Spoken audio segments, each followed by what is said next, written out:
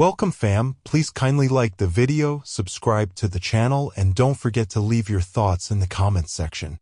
Clara's fingers dug into the cool morning soil, her shoulders relaxed despite the weight of silence from the kitchen window. Mark stood there, coffee mug in hand, watching her with that familiar smirk. Another day playing in the dirt, he called out, not waiting for her response before turning away. Clara closed her eyes, feeling the earth beneath her fingernails, the only thing that still responded to her touch. The garden had become her sanctuary over their 15-year marriage, a place where her care consistently yielded results. Her heirloom tomatoes flourished while her marriage withered, her rare herbs thrived while compliments from her husband had become extinct. "He doesn't understand," she whispered to a delicate seedling as she patted soil around its base. "You need patience to appreciate growth." That evening, as she placed a salad on the dinner table featuring vegetables she'd grown herself, Mark barely glanced up from his phone. "Could you wash your hands better before dinner? There's dirt under your nails again," he muttered, scrolling through emails. Clara looked down at her hands, capable hands that created life from tiny seeds, and felt something inside her crack like a drought-parched riverbed. The dinner party had been Clara's idea, a chance to showcase her garden's bounty through a carefully crafted summer menu. "Everything you see here comes from our backyard," she explained to their guests, a hint of pride warming her voice as she served roasted vegetables with herbs. Mark's laugh cut through her moment. "Clara's little hobby," he said, raising his eyebrows at his colleagues. "Keeps her busy while the rest of us handle the actual income." The table fell awkwardly silent. Clara remembered when Mark used to call her garden cute and ask questions about what she was planting. Now he only noticed when soil tracked into the house or when her garden expenses appeared on their credit card statement.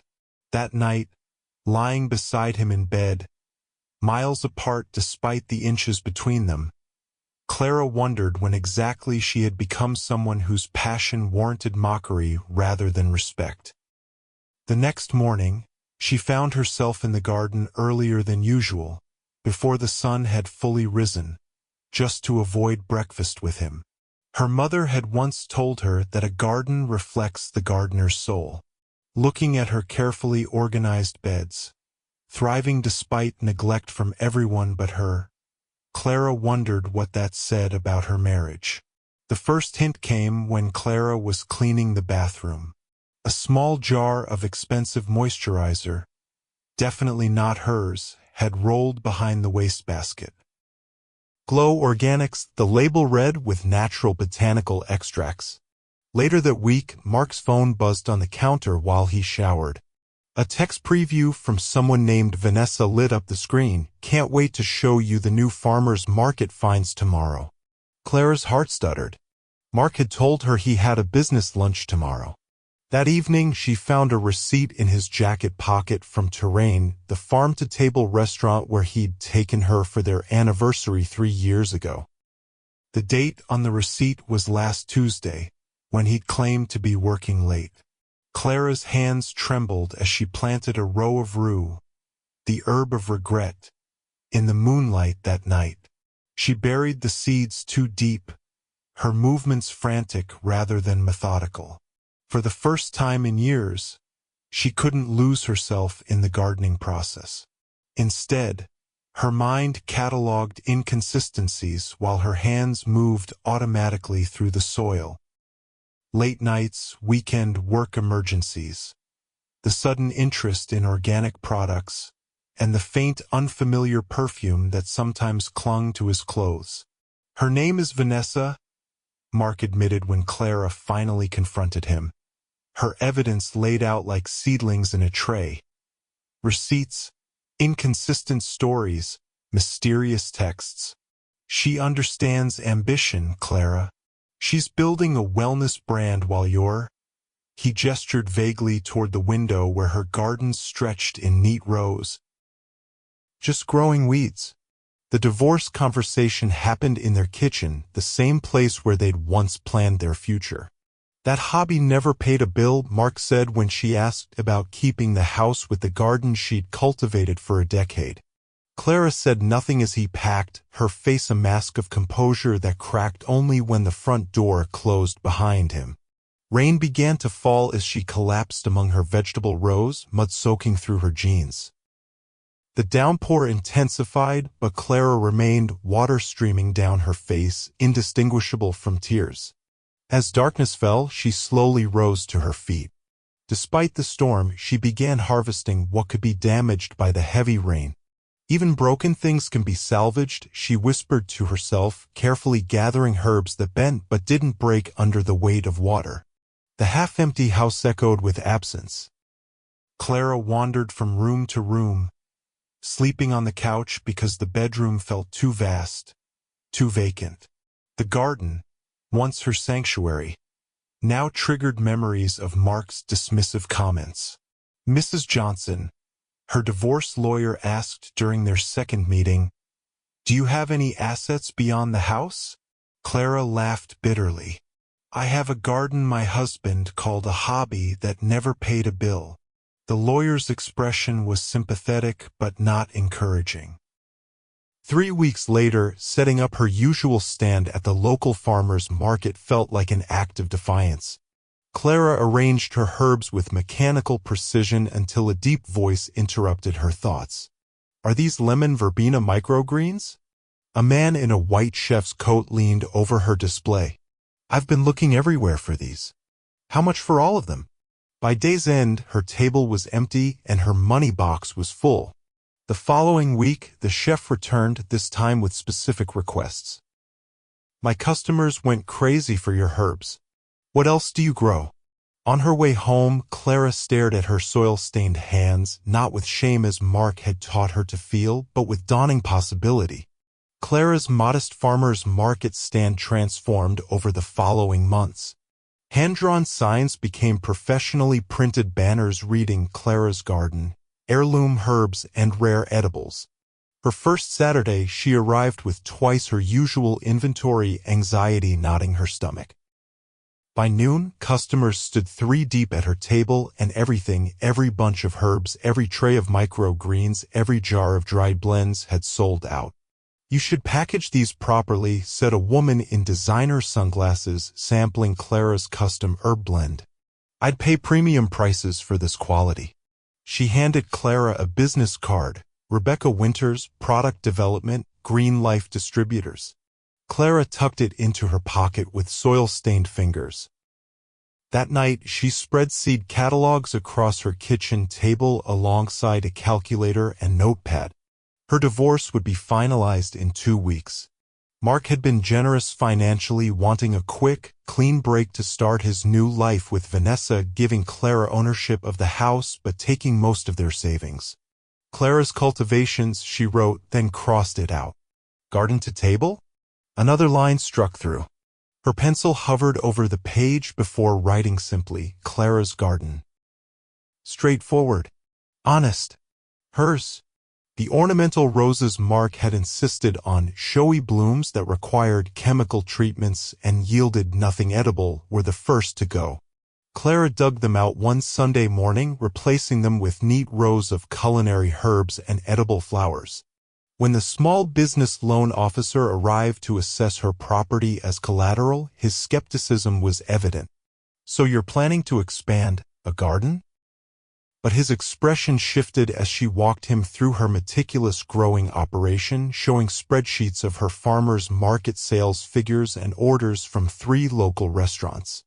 That evening, after approval of her modest loan, Clara sat at her computer until midnight, fingers still bearing traces of soil as she navigated website templates and e-commerce platforms.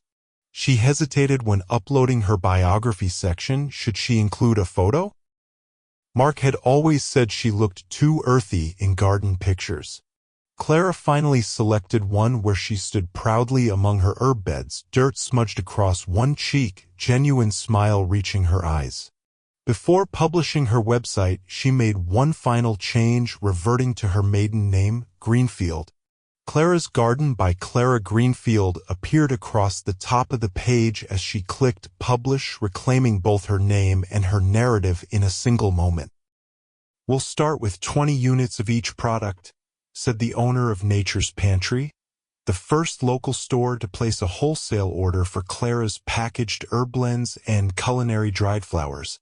Clara maintained her composure until she reached her car, where she gripped the steering wheel and let out a whispered, "Yes." That night, against her better judgment, she looked at Mark's social media. His profile picture showed him with a stunning woman, Vanessa, at a rooftop restaurant. Her bio read, "Wellness advocate, future entrepreneur, living my best organic life."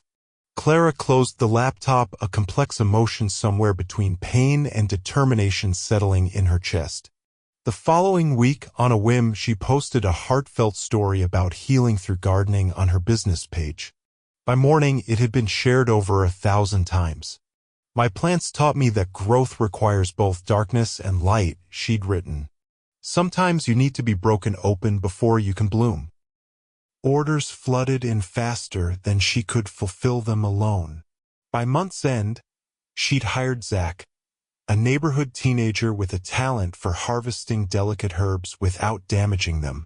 The day her sales topped 4 figures, Clara sat in her garden as sunset painted the sky pink and gold, tears streaming silently down her face. Not from sadness, but from the staggering realization that she was actually succeeding. "I'm just a gardener," Clara protested when the Women's Small Business Alliance invited her to join their monthly meeting. "That's exactly why we need your perspective," insisted the group's leader. Intimidated by the polished professionals around the conference table, Clara initially said little. But when discussion turned to sustainable business practices, words flowed effortlessly as she explained her zero-waste growing methods. After the meeting, Sophia, a local soap maker, approached her. "Would you consider a collaboration? Your dried lavender and rose petals would be perfect for my new bath product line." Working together opened new doors, their co-branded products appearing in boutiques that had initially seemed beyond Clara's reach. When a regional magazine contacted her for a profile piece, the journalist called her an accidental entrepreneur who had transformed personal passion into professional success. The garden continued expanding, eventually spilling into her neighbor's unused yard. "Mrs. Abernathy, I could pay you rent," Clara offered to the elderly widow next door.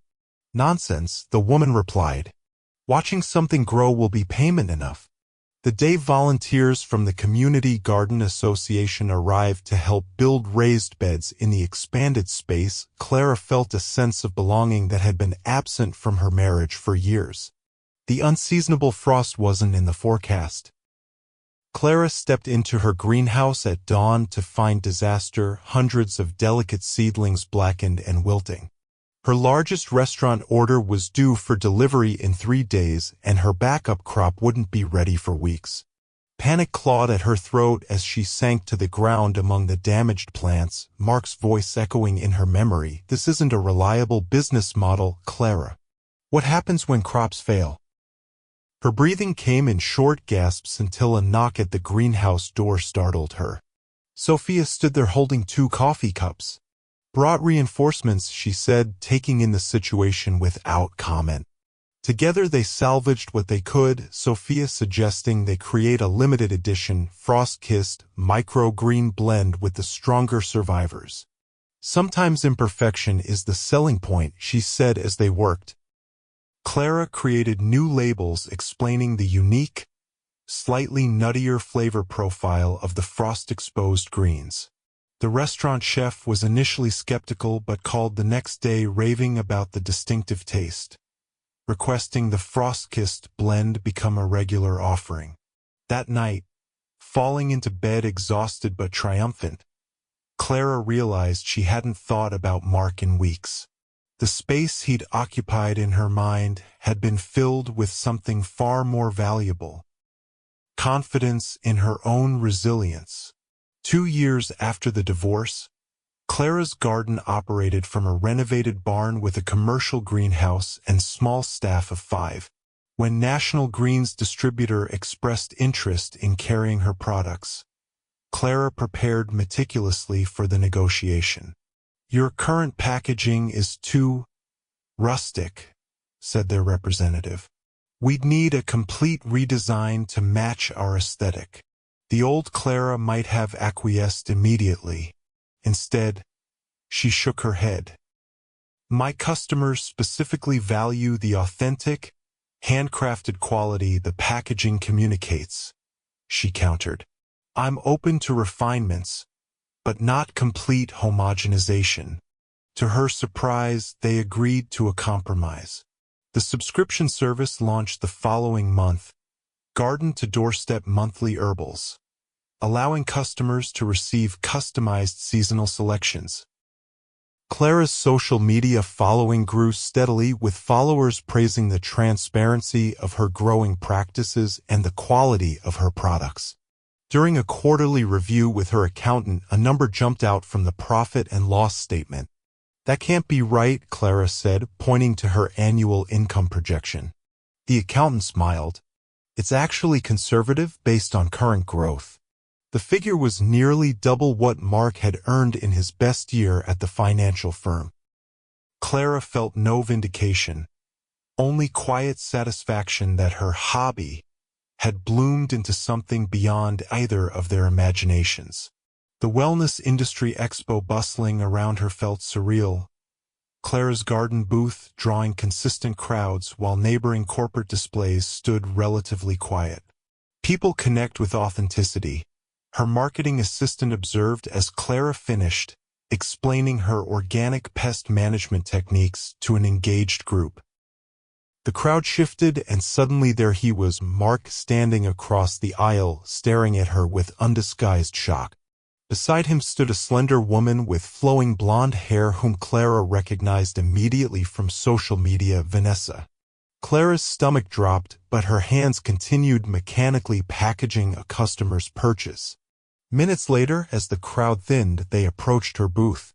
"Clara," Mark said, his voice a blend of discomfort and forced casualness. "I didn't expect to see you here."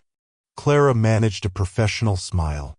"We've been exhibiting at major wellness events for about a year now." Vanessa's eyes widened as she looked from Mark to Clara. "You two know each other?" Before either could respond, she grabbed a jar of Clara's signature sleep-promoting herbal blend. "I've been hearing amazing things about this brand.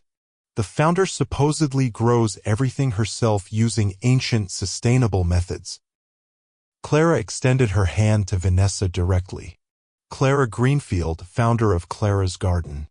And yes, everything is grown using traditional organic methods." She handed Vanessa a business card with a steady hand. "I think you'll enjoy our products."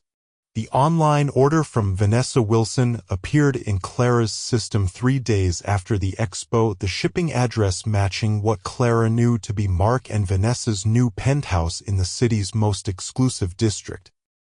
Clara stared at the screen, finger hovering over "cancel order." The ethical dilemma twisted through her mind: was fulfilling this order petty or professional?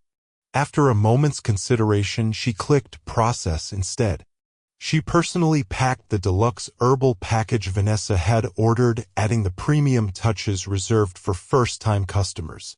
As she included samples of her newest products, memories surfaced of Mark's dismissive comments. "No one pays premium prices for plants you can grow in a window box." Clara added a handwritten note to the package: "For your sensitive skin concerns, our calendula-infused facial mist works wonders. Complimentary with my best wishes." She'd noticed Vanessa mentioning skin sensitivity issues in her recent social media posts. Clara sealed the package, her signature wax stamp pressing into gold-flecked green wax, a small symbol of how far she'd come from handwritten farmers' market signs. The satisfaction she felt wasn't about revenge but realization. She had built something valuable entirely on her own terms. Something even those who had underestimated her couldn't ignore. The accidental garden mogul, read the headline of the major wellness magazine feature. Clara hardly recognized herself in the professional photo spread, standing confidently in her expanded gardens, no longer just a backyard but 5 acres of meticulously planned growing zones. The television appearance on Morning Wellness had been terrifying but successful, viewers flooding her website afterwards seeking the calming tea blend she'd demonstrated. "We're prepared to offer $2 million for a 40% stake," said the investment group representative seated across from her in the farmhouse kitchen where her business had begun. "Your growth metrics are exceptional and we believe Clara's Garden could be a national brand within 18 months. After they left, Clara stood before the bathroom mirror, studying her reflection, sun-kissed skin, confident posture, clear eyes meeting her own gaze without hesitation. Gone was the woman who apologized for dirt under her fingernails. In her place stood someone unrecognizable yet more authentically herself than ever before. Clara realized with sudden clarity that her garden was no longer an escape from her life but the foundation of it, not a hobby but a legacy in the making. That night, she signed the counteroffer she'd prepared with her attorney, accepting partial investment while maintaining controlling interest. Some things were too precious to relinquish even for exponential growth. Clara recognized Vanessa instantly among the workshop participants, her 4th purchase with registration in as many months.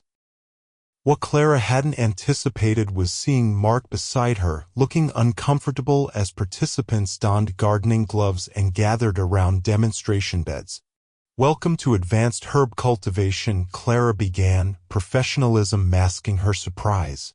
Throughout the 3-hour workshop, Vanessa asked insightful questions while Mark remained silent, his eyes occasionally meeting Clara's with an unreadable expression.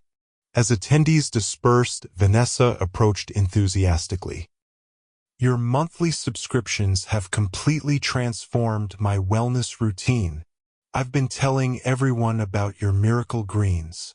She turned to Mark. "Honey, wasn't that sleep tincture amazing for your insomnia?" Before he could respond, Vanessa continued, "We should feature Clara's Garden in my new wellness challenge." Clara thanked her politely before Mark pulled her aside while Vanessa chatted with another attendee. "You could have said something," he murmured, discomfort evident in his rigid posture. "About our history." Clara regarded him calmly, soil still fresh beneath her fingernails from the demonstration. "Why?" she asked, genuine curiosity in her voice. "She has excellent taste in organic products."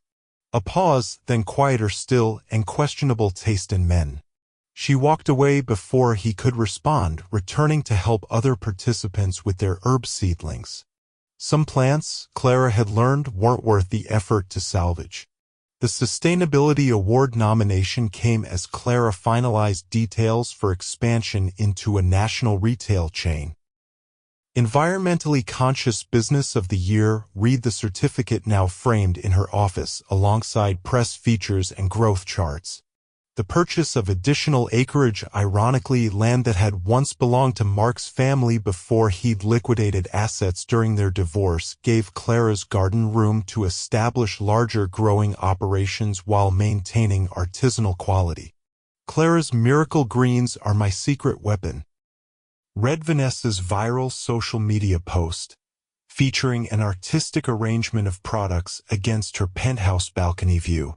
The post generated thousands of new subscribers within days. As her team celebrated with locally sourced cider in the renovated barn that now served as company headquarters, Clara stepped outside, momentarily overwhelmed. The evening air carried the scent of the herb gardens, lavender, rosemary, thyme, mingling with rich soil and possibility. 5 years ago, she'd knelt alone in a backyard garden while her marriage disintegrated around her. Now she stood as founder and CEO of a thriving company built entirely from seeds she'd planted with her own hands. Success, Clara had discovered, was the most satisfying form of self-respect. The acquisition offer from Naturalife Corporation would solve every financial concern Clara might ever have. $20 million, with retained creative control for 3 years, her attorney summarized. Clara walked the perimeter of her gardens that evening, considering the implications. Scaling nationwide would mean industrial growing facilities, potential compromises on her organic methodologies, corporate oversight. Her phone buzzed with a text from an unfamiliar number. "Clara, it's Mark. Heard rumors about the Naturalife offer. We should talk about your success and future options. I have experience with corporate acquisitions." Clara stopped walking, autumn leaves crunching beneath her boots. 5 years earlier, his input would have seemed crucial. Now it felt irrelevant at best, intrusive at worst. She typed a response with soil-stained fingers. "Thank you for thinking of me, but I've built an excellent advisory team. My garden taught me what deserves my energy." After sending the text, she called her attorney to decline Naturalife's offer. Some forms of growth couldn't be measured in dollars. Instead, Clara initiated partnership discussions with a collective of small organic farms nationwide, slower expansion but aligned with her values. The decision brought an unexpected peace, like the satisfaction of knowing exactly when to harvest, not too early from impatience, not too late from fear. Wellness by Vanessa launched with considerable fanfare in digital lifestyle spaces, heavily featuring Clara's garden products as foundational elements. My transformational coaching program incorporates Clara's proprietary herbal blends, Vanessa explained in her launch video, displayed on monitors throughout the industry networking event. Clara sipped champagne, watching with detached interest as her company logo appeared prominently in Vanessa's presentation. The monthly orders from their household had grown exponentially, now including wholesale quantities with handwritten notes requesting Clara's advice on incorporation methods. "Clara," Vanessa called, spotting her across the room. "The woman behind my success." Heads turned as Vanessa pulled a reluctant-looking Mark through the crowd toward Clara. "I've been telling everyone how your products literally changed my life," Vanessa gushed. "My skin issues cleared, my energy transformed. You're the secret ingredient in my program's success." She lowered her voice conspiratorially. "We should collaborate officially. Your formulations with my wellness platform, we'd be unstoppable." Mark stood silently beside his enthusiastic wife, his expression a complex mixture of discomfort and resignation as Vanessa continued planning their business future with the woman whose gardening hobby he had once belittled into near extinction. The upscale cafe where Clara agreed to meet them felt neutral ground, far from gardens and divorce memories. Clara arrived last, conscious of the impression she made. Cashmere sweater replacing gardening clothes, subtle success evident in her confident stride. "Clara!" Vanessa stood to embrace her while Mark offered a nod. "You look amazing," Vanessa gushed. "Whatever is in your new facial serum is miraculous." Throughout the meeting, Clara noticed the dynamic between them. Mark's strained politeness contrasted with Vanessa's genuine enthusiasm. "Before I discovered your products," Vanessa revealed, stirring her tea, "my autoimmune issues were debilitating. Nothing worked until your herbal tinctures." She reached for Mark's hand. "Tell her, honey. Remember how sick I was?" Mark nodded, finally meeting Clara's eyes directly. "Your products have helped her when nothing else did." In that moment, Clara felt the final piece lock into place, a realization that her journey had come full circle. The validation she'd once desperately sought from Mark no longer mattered. Her success wasn't sweeter because he witnessed it. It was sweetest because it belonged entirely to her, built from something he couldn't understand or value. She had planted seeds he'd dismissed as worthless and grown a forest in which he now stood, small and humbled, in her shade. The formal business partnership proposal from Wellness by Vanessa arrived on Clara's desk with a handwritten note. Your gardens saved my health. Let's help others bloom together. Clara spent weeks in careful deliberation, consulting with her leadership team and financial advisors. The irony wasn't lost on her. Partnering with the woman who had replaced her, whose husband had mocked the very foundation of her now thriving business. Yet when she finally signed the agreement, Clara did so not from vindictiveness but from careful strategy, with terms that protected her company's integrity while expanding its reach. 5 years from their divorce, Clara's garden covered 50 acres, employed 37 people, and had become an industry standard for sustainable growing practices. That evening, as golden sunset light filtered through leaves, Clara knelt in the original garden beds where everything had begun. Her fingers pressed a seedling into dark, rich soil, her hands still dirt-covered but now also marked by success, the calluses of physical work alongside the confidence of proven leadership. A decade ago, she'd whispered encouragement to plants while her marriage withered around her. Now she whispered to the seedling taking root beneath her hands, we don't grow despite being broken open, we grow because of it. As twilight gathered, Clara stood, brushing soil from her knees, surrounded by the empire she'd built from nothing but scattered seeds and reclaimed self-worth. If you enjoyed this story, please like this video and subscribe to our channel for more inspiring content. Share with friends who might need a reminder that their passions deserve respect. Comment below with your thoughts. Have you ever turned something you love into something successful? What seeds are you planting today that others might underestimate?